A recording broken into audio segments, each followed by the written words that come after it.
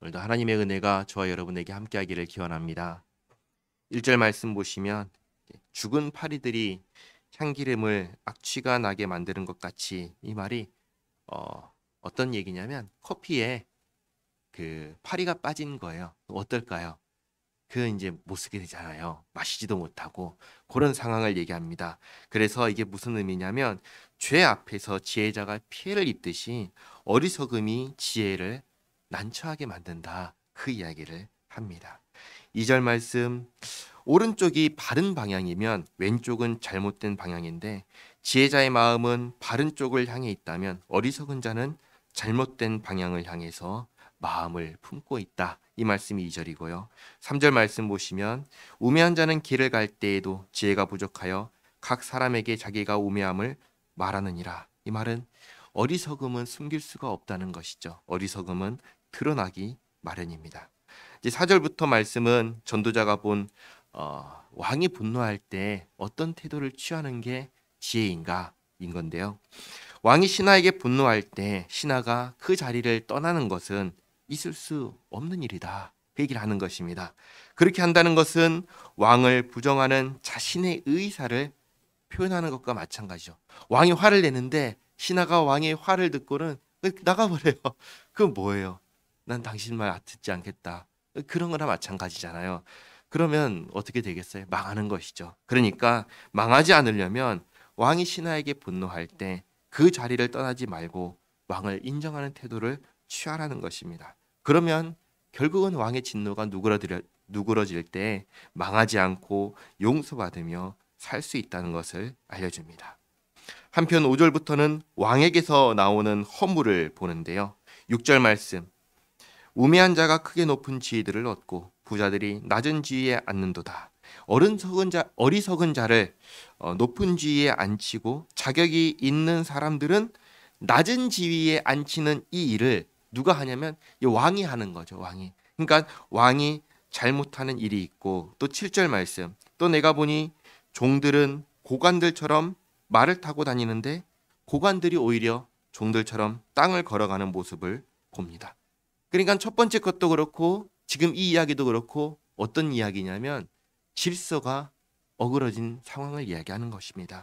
근데 이 어그러진 질서가 어디에서 비롯된 거냐면 왕에게서 비롯된 것이죠. 왕이 마땅히 그 자리에 있어야 될 사람을 다른 데로 보내버리고 여기에 갈 자격이 없는 사람을 올려버리고 고관들은 걷게 만들고 종들은 말을 타고 가게 만들고, 이런 게 이 사회의 질서를 어그러뜨린 것이 왕에 의해서 그렇게 된 것입니다. 왕은 본래 무엇을 해야 됩니까? 왕은 나라를 법에 따라 질서 있게 다스려야 됩니다. 백성들이 다 그것을 기대하는 것이죠. 그러나 현실은 어떠한가? 현실은 그렇지 않다라는 것입니다. 예상하지 못한 일이 일어났는데 그게 좋은 일이냐? 좋지 않은 일인 것이죠. 그것을 얘기합니다. 또 그와 비슷한 일들이 일어나는데 8절과 9절 말씀 보시면 전혀 예상하지 못한 일들이 일어나는 것이죠. 함정을 파는 자는 자기가 함정에 빠질 것을 예상하지 못하고, 담을 허는 자는 거기에서 뱀이 튀어나와서 자기를 물 것을 예상하지 못하고, 돌들을 떠내는 자는 돌에 다칠 것을 예상하지 못하고, 나무를 쪼개는 자는 나무로 인해서 위험해질 것을 예상하지 못하고 당하는 일이 일어나는 것입니다. 세상 일이란 이렇듯 예상하지 못한 일들이 원하지 않는 방향으로 일어납니다. 그러면 그럴 때 어떻게 해야 할까요? 10절 말씀, 전도자는 내가 할 수 있는 일을 이야기합니다.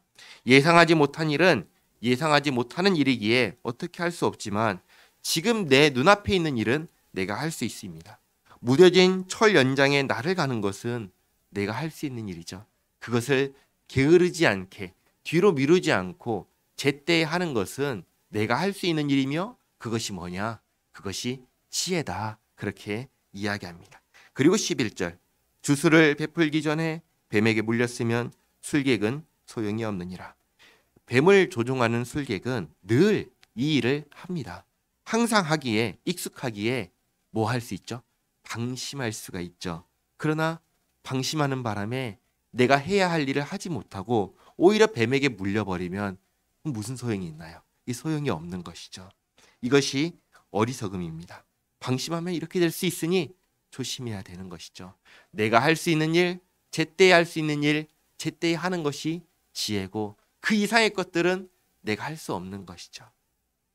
오늘은 전도자가 지혜와 어리석음을 대조해보며 일상에서 어리석지 않게 지혜롭게 사는 거에 대해서 몇 가지를 이야기했습니다.